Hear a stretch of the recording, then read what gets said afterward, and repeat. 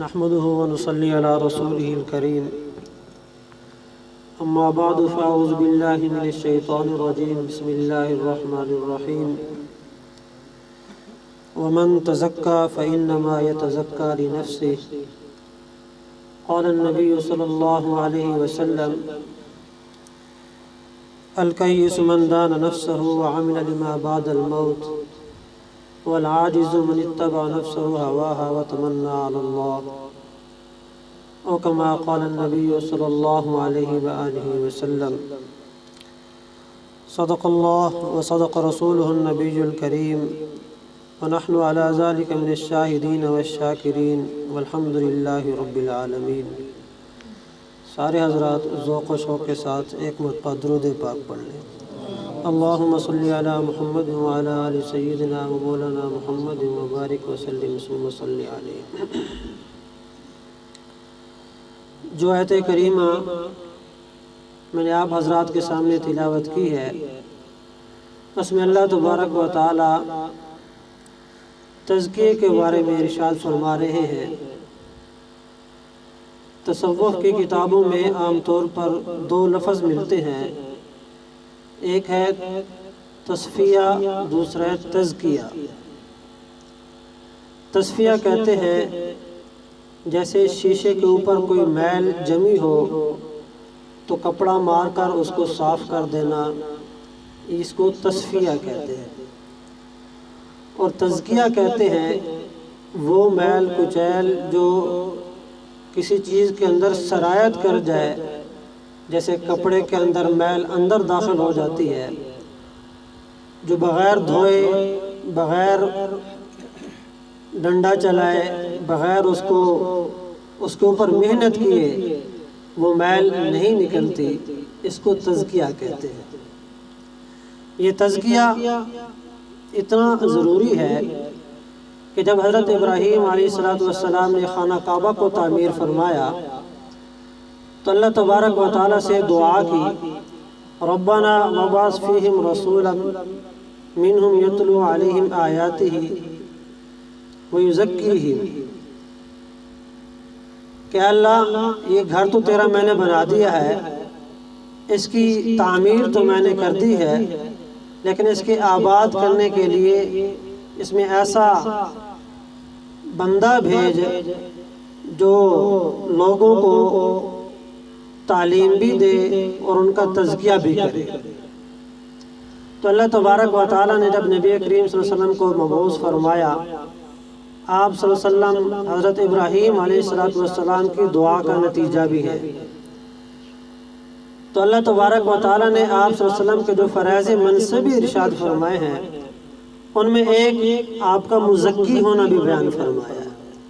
هو الذی بعث فی الامیین رسولا منہم یتلو علیہم آیاتہ ویزکیہم ویعلمہم الکتاب والحکمہ۔ اور یاد رکھیں کہ یہ تزکیہ نفس جو ہے یہ اگر ہوگا تو جنت ملے گی، اگر تزکیہ نفس نہیں ہوگا تو جنت نہیں ملے گی۔ اللہ تبارک و تعالی جنت کا ذکر کرنے کے بعد ارشاد فرماتے ہیں ذالک جزاء من تزکا، یہ جنت ان لوگوں کا بدلہ ہے جنہوں نے اپنے آپ کا تزکیہ کرا لیا۔ علماء نے یہاں بڑی عجیب بات لکھی ہے کہ تزکیہ تو ضروری ہے، تزکیہ ہوگا تو جنت ملے گی، تزکیہ نہیں تو جنت بھی نہیں۔ اب آپ کی مرضی کہ دنیا میں تزکیہ نفس کرا لیں، تو جو آدمی اپنے آپ کو دل کی گناہوں سے، دل کی بیماریوں سے بچا لیتا ہے، محفوظ کر لیتا ہے، وہ تو فوت ہوتے ہی مرتے ہی سیدھا جنت میں جائے گا۔ اور جو آدمی گناہوں کو ساتھ لے کے جائے گا، آپ نے بارہا علماء سے سنا ہوگا کہ بعض لوگ تو ایسے نیک ہوتے ہیں کہ مرتے ہی جب قبر میں داخل کیا جاتا ہے تو قبر ان کو کہتی ہے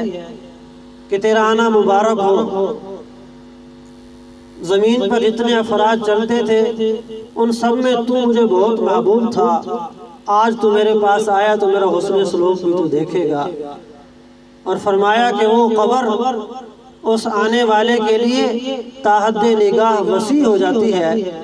اور جنت سے اس کے لیے بستر بچھا دیا جاتا ہے،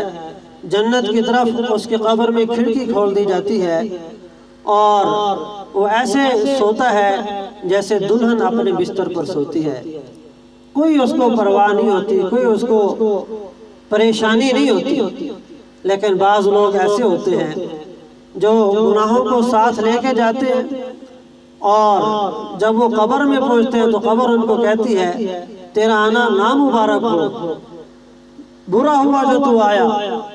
میری پشت پر جتنے لوگ چلتے تھے ان سب میں تو ہی مجھے مبغوث تھا،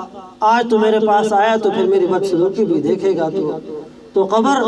آپس میں ملنا شروع ہو جاتی ہے، اور اتنا مل جاتی ہے کہ مردے کی پسلیاں آپس میں دھس جاتی ہیں، اور اس پر قبر کا عذاب شروع ہو جاتا ہے، اور قیامت کی صبح تک اس پر عذاب جاری رہتا ہے۔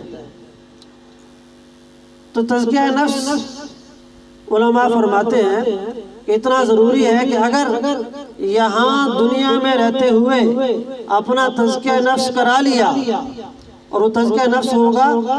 اہل اللہ کی صحبت میں بیٹھنے سے، کسی اللہ والے کے ساتھ تعلق بنانے سے،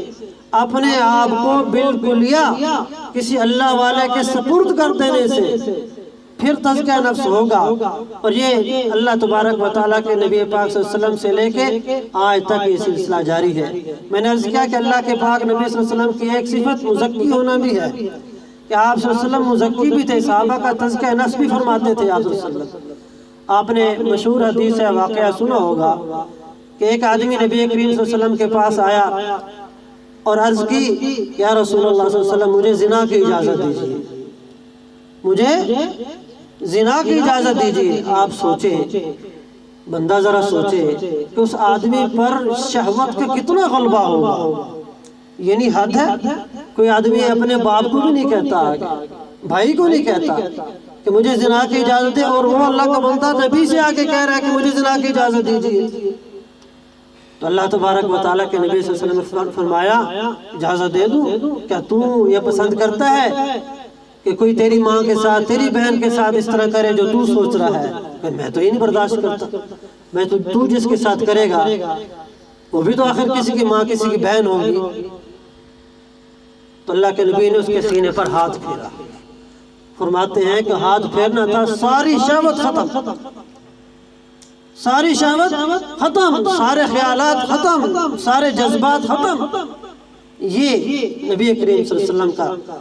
تزکیہ تھا جو آپ صلی اللہ علیہ وسلم وقتاً فوقتاً صحابہ کا کیا کرتے تھے۔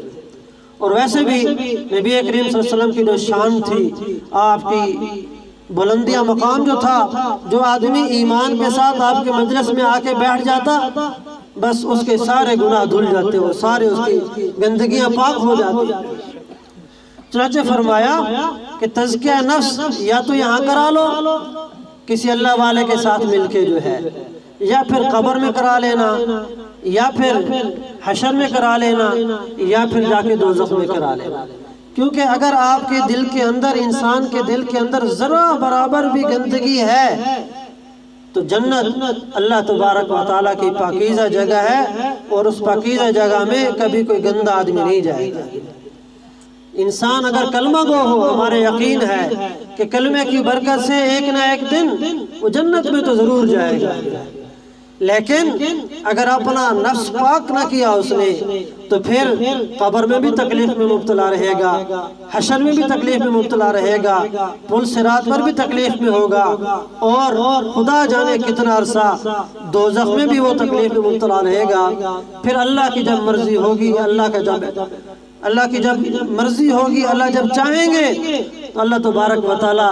جس مسلمان کے دل میں رئی کے دانے کے برابر بھی ایمان ہوگا، ایمان کی برکت سے اللہ تبارک و تعالیٰ ایک نہ ایک دن اس کو دوزخ سے نکال کے جنت میں داخل کریں گے۔ دعا ہے کہ اللہ تبارک و تعالیٰ ہمیں اہل اللہ کی صحبت نصیب فرمائے، اپنی آخرت کی فکر نصیب فرمائے، کہا سنا اللہ تبارک و تعالیٰ قبول فرمائے، آمین ثم آمین، وآخر دعوانا۔